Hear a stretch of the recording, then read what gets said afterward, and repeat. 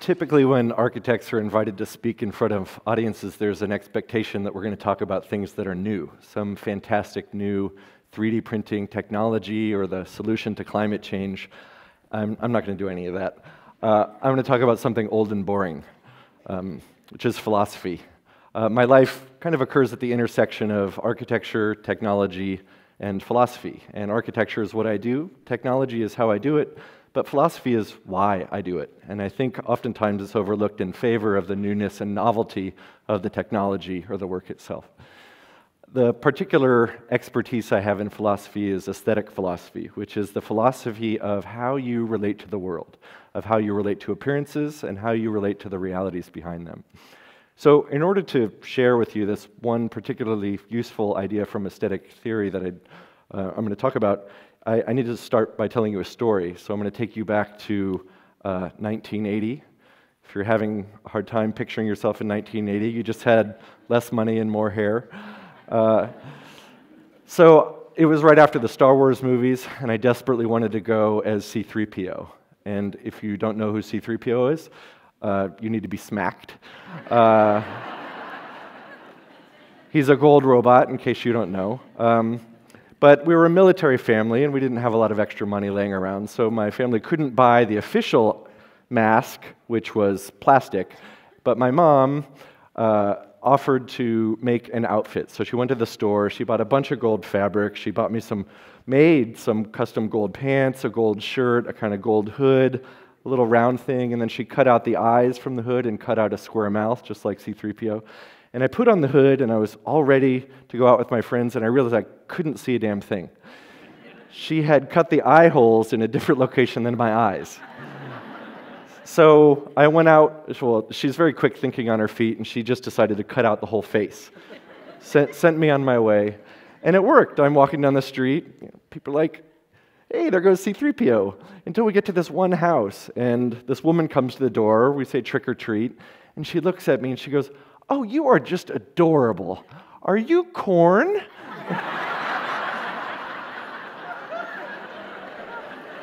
So it hurt. It still hurts. But I'm going to use that tale to tell you a little bit about aesthetic philosophy. And the tale is this, that there's you, there's the world of appearances, and then there's your assumption of the reality behind those appearances. So the woman and I both saw the appearances, which is little boy in a gold outfit, but we had different assumptions of the reality behind those appearances. And I'm going to give you a kind of aesthetic philosopher's view of the human condition right here. When people have different assumptions of reality, and they're more or less close, when there's slippages, it almost always comes off as humor. So most sitcoms rely on things like, oh, I finished that beef stew, that was the dog's food. You know, some like stupid misalignment of little realities. And it's a joy. This is why we have things like TED. This is the human condition, that we have different perspectives. But it becomes problematic as your assumptions of reality get farther apart. When assumptions of reality get a little bit farther apart, you get things like bigotry.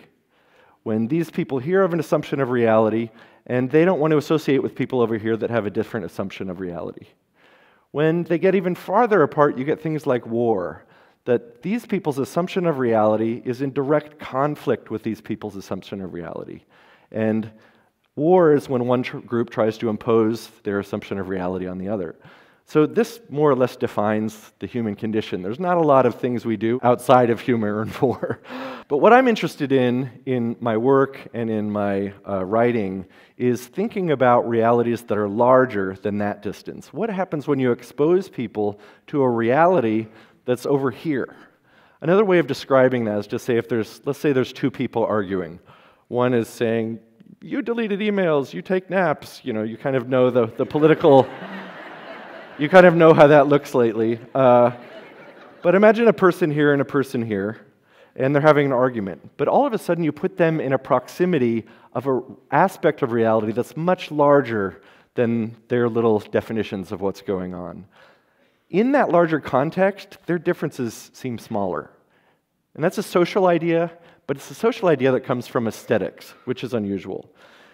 So there's one really great quote that I'd like to read to you. We live in a universe whose age we can't compute, surrounded by stars whose distances we don't altogether know, filled with matter we can't identify, operating in conformance with physical laws whose properties we don't truly understand.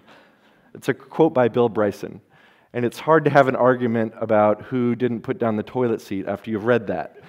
It should put you in a kind of like, wow moment, right? I think architecture historically has had this idea of form follows function. You've heard of it, where the building is supposed to look like what it does. My interest is that architecture should be form follows this. Form follows vastness. Architecture should be an ethical reminder of the things which are greater than us, and in doing so, make our differences seem less apparent. I'm not saying it's a solution to all problems, but I'm saying this is a step in one discipline, and combined with other steps in all of your disciplines, that's how differences get made. And I'm going to show you some very modest examples of this in my work. For instance, a store where we wanted to dematerialize the store, and in this sense, I want architecture to become a perspective shifting machine. So we wanted to change people's attitudes about what a store would be or what retail would be, and we did this faceted structure that we covered with mirrors, and this is actually a terrible photograph of it. The Vogue magazine photographer spent 3 hours in the store, said it was the most beautiful retail environment she'd ever seen, but she couldn't get a single photograph of it because the reflection was so great. So I'm pretty sure I'm going to go down in history as designing the first Instagram-proof room, if any of you want to lock your kids in it. We've done this with retail, with products. Instead of doing, this is for a fashion company hired us to design this store. Instead of designing racks of clothing, we put them in trees. If you look at the orange shirt in the back, we scanned a piece of that shirt, blew up the pattern, and made this little alcove to the right, where you could walk into this alcove and see the pattern at a larger scale. Then you could put on Oculus Rift headphones, and we had a 3D scan of the fabric, or you could actually walk across the fabric like a microorganism. So you're looking at fashion at 3 different scales, up in trees, at the level of pattern, at the level of bacteria. And that's trying to get something as mundane as a shirt to be once again mysterious. We try to do that with regular found objects. We are probably one of the holders of the largest digital library in the world of just regular objects. And we tried to recombine them in such a way that they become strange once again. So we've started doing these configurations of this language we call kit bashing, which is using not only a couple languages to design, but masses and masses of objects. So this was our competition entry that didn't win, so don't worry, it's not going to be built, but it's the Guggenheim Museum in Helsinki. And to do it, we used a vast amount of figures in really high resolution. And the idea is that there's millions of different ways to read this building. You might see different objects than your wife sees and come up with an entirely different narrative. This is a video that just shows that elevated platform, and it shows how you can recognize some of these objects, how some of them obscured. But the point is to create not an answer, not me telling you this building represents a bird, but a mystery that you're allowed to dive in deeper into. We also want to make these things, so part of my work is research, and this is a little bit of technology for you, but in my work at Yale, I also teach some of these techniques in kit bashing, and I sent 2 of my students to the middle of Italy to study with master robotic Italian stone carvers. And they programmed this robot on the left to carve out of a solid block of marble this kit bash language on the right, and you can see a little minion in there, because we literally grabbed random objects that we could find to create these kinds of structures. We don't want to encode the architecture with something that you're supposed to read. We want to give you the opportunity. We want to give you an invitation to curiosity. We did that again with this building which the press named the Khaleesi after Game of Thrones. It's a little more obscure than C-3PO, so no slapping this time. But it was a building on Central Park South, which is intended to give something back to the city. Instead of a tall building being a tall, abstract construction like you see in the background, this was intended to provide people, again, with this kind of mystery in the sky that allows them to look at things in a different way, asks them to understand things in a different way, gets them to take apart their assumptions of what architecture is, or even what objects are. So this building is unusual in that every piece of the building is made from something we found online. You'll, of course, recognize the wings, but some of the things are much more difficult to recognize. And in that sense, it becomes a little bit of a puzzle. And my guess right now is that you're looking at things, trying to imagine what it is you recognize and what it is you don't. We did some collaborations with Patrick Fallwetter, who's a concept design artist, to come up with the interior perspectives of these. So you see the image of the entrance on the left, the grand lobby in the middle, and the sky lobby, which has restaurants that let out to those large balconies, which is on the right. This trickles down to some of our smaller projects, like a hotel on the left, which uses the same language, but uses it to appear almost cloud-like, hovering above the city, or a residential building on the right, which uses this language of objects in relief, which is, of course, less expensive, but still allows you the ability to read different ideas into it.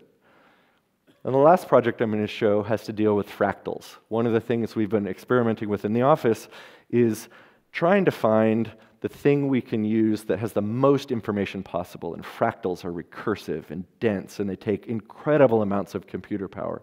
So we actually had to design this fractal sponge in one computer, and then we had to use MRI medical technique to scan it to then put it into our architectural software. So what you see here are getting scans taking of it. That are these different layers.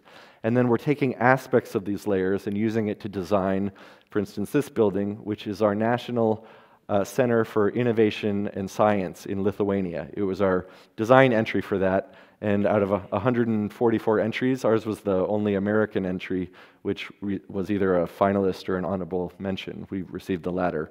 So it won't be built, but it should. So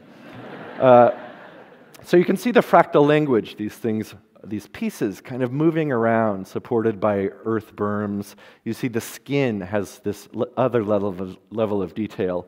And when we get closer to the main entrance, you see that it's hidden, it's withdrawn, it's intended to withhold its mysteries and ask you to walk in through the door.